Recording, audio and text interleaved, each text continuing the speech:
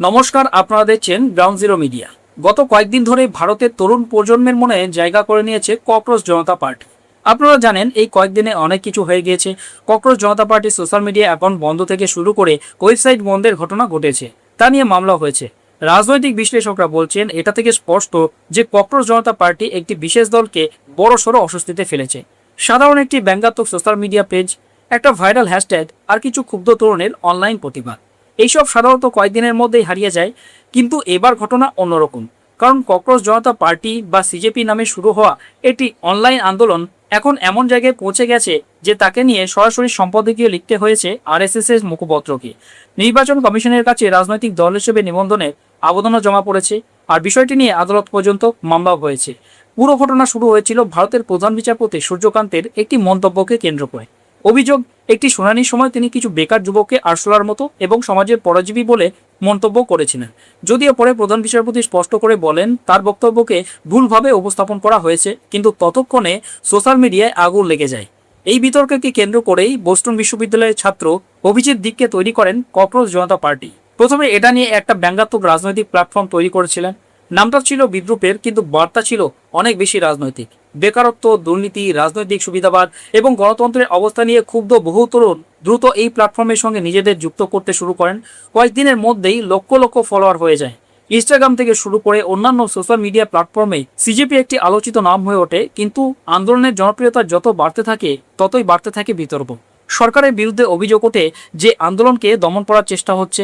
সিজেপির x handle ভারতে block করে দেওয়া হয়। জাতীয় নিরাপত্তার কারণ দেখিয়ে এই পদক্ষেপ নেওয়া হয়েছে বলে জানানো হয়। অভিজিৎ দিকের দাবি তার সোশ্যাল মিডিয়া অ্যাকাউন্ট হ্যাক করা হয়েছে এবং আন্দোলনের ওয়েবসাইটও বন্ধ করে দেওয়া হয়েছে। এমনকি এই সিদ্ধান্তের বিরুদ্ধে তিনি দিল্লি হাইকোর্টেরও দ্বারস্থ হয়েছেন। কিন্তু সবচেয়ে বড় মোড় আসে তখন যখন সিজেপিকে বাস্তব রাজনৈতিক দল হিসেবে নিবন্ধনের উদ্যোগ নেওয়া হয়। হরিয়ানার পানিপথের আইনজীবী ও সমাজকর্মী সুধীর জাকর ভারতের নির্বাচন কমিশনের কাছে ককরোচ জনতা পার্টিকে রাজনৈতিক দল হিসেবে নিবন্ধনের আবেদন জমা দিয়েছেন। তার যুক্তি ছিল অভিজিৎ দীপকে বিদেশে থাকায় সরাসরি এই প্রক্রিয়া সম্পন্ন করতে পারছেন না, তাই তিনি নিজেই এই উদ্যোগ নিয়েছেন। আবেদনপত্রে তিনি নিজেকে দলের জাতীয় আহ্বায়ক হিসেবে উল্লেখ করেছেন। আর এখান থেকে শুরু হয়েছে নতুন বিতর্ক, কারণ এতদিন যে আন্দোলনকে শুধুমাত্র সোশ্যাল মিডিয়ায় দেখা যাচ্ছিল, এবার সেটি রাজনৈতিক রূপ পাওয়ার পথে এগোতে শুরু করেছে। নির্বাচন কমিশনের কাছে জমা দেওয়া আবেদনে বলা হয়েছে এই রাজনৈতিক উদ্যোগের মূল লক্ষ্য হল সাংবিধানিক সচেতনতা বৃদ্ধি করা, সমাজসেবা, পরিবেশ সংরক্ষণ, পশু কল্যাণ, শাসনের স্বচ্ছতা, সামাজিক দায়বদ্ধতা এবং সংবিধানের 51 ক ধারায় উল্লিখিত মৌলিক কর্তব্যগুলোর প্রচার। এছাড়াও গণতান্ত্রিক অংশগ্রহণ বৃদ্ধি, সামাজিক নিরীক্ষা, আইনি সচেতনতা এবং সাম্প্রদায়িক সম্প্রীতির কথাও সেখানে উল্লেখ করা হয়েছে।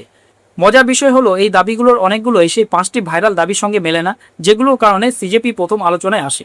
সেই দাবিগুলোর মধ্যে ছিল অবসরপ্রাপ্ত প্রধান বিচারপতিদের রাজ্যসভায় পাঠানো বন্ধ করতে হবে, ভোট বাতিলের জন্য সন্ত্রাস বিরোধী আইনি মামলা করতে হবে, সংসদ ও মন্ত্রিসভায় 50% নারী সংরক্ষণ করতে হবে, বড় শিল্পপতিদের মালিকানাধীন মিডিয়া লাইসেন্স বাতিল করতে হবে এবং দলবদলকারী রাজনীতিবিদদের 20 বছরের জন্য নিষিদ্ধ করতে হবে। আর এই দাবিগুলোকেই এবার তীব্র ভাষায় আক্রমণ করেছে আরএসএস। ককরোচ সিন্ড্রোম, ভারত বিরোধী প্রযুক্তিগত সংশয়ের নতুন মুখ শিরোনামের সম্পাদকীয়তে বলা হয়েছে সিজেপি শুধুমাত্র তরুণদের স্বতঃস্ফূর্ত ক্ষোভ নয়, বরং এটি একটি বৃহত্তর রাজনৈতিক প্রচারণার অংশ। সম্পাদকীয়তে দাবি করা হয়েছে এর পিছনে রয়েছে বামপন্থী মতাদর্শ দ্বারা প্রভাবিত একটি নির্গত, যারা দেশের যুব সমাজকে হতাশা ও ক্ষোভের দিকে ঠেলে দিতে চাইছে। আরএসএস এর মতে নির্বাচনী আধিকারিকদের বিরুদ্ধে সন্ত্রাস বিরোধী আইন প্রয়োগ, শিল্পপতিদের বিরুদ্ধে অবস্থান বা রাজনৈতিক দলত্যাগীদের দীর্ঘমেয়াদী নিষেধাজ্ঞার মতো দাবিগুলো বাস্তবসম্মত নয় এবং এগুলো সংবিধান সম্পর্কে অজ্ঞতার পরিচয় বহন করে। সংবাদপত্রের লাইসেন্স বাতিলের দাবিকে কমিউনিস্ট সেন্সরশিপ বলে আখ্যা দেওয়া হয়েছে। সম্পাদকীয়তে আরও বলা হয়েছে দেশের অর্থনৈতিক প্রবৃদ্ধি এবং প্রযুক্তিগত উন্নয়নের জন্য বড় শিল্পগোষ্ঠীর ভূমিকা গুরুত্বপূর্ণ, অথচ সিজেপি সেই কাঠামোকে আক্রমণ করছে।